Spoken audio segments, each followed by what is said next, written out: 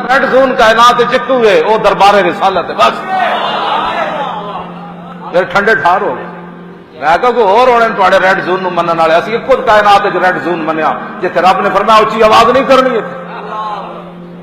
ایتھے رب نے فرمایا میرے حبیب کے گھر کھانا پک رہے ہوگے تو گھر وال ویکھنا بھی نہیں ایتھے رب نے فرمایا میرے حبیب کے گھر روٹی کھا کے گل کرن دی بھی اجازت کوئی نہیں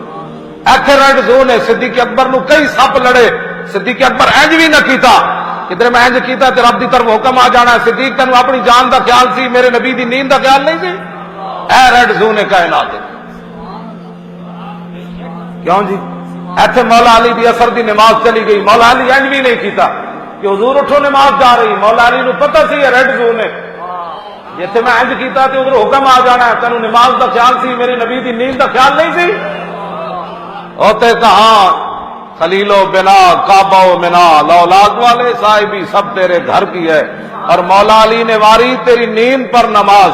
اور وہ بھی اثر جو سب سے اعلیٰ خطر کی ہے بلکہ صدیق غار میں جان ان پہ دے چکے اور حفظ جان تو جان فروز غرر کی ہے ہاں تو نے انہیں جان دی انہیں پھیر دی نماز پر وہ تو کر چکے تھے جو کرنی بشر کی ہے ثابت ہوا کہ جملہ فرائض فروع ہے اصل الاصول بندگی استاد کی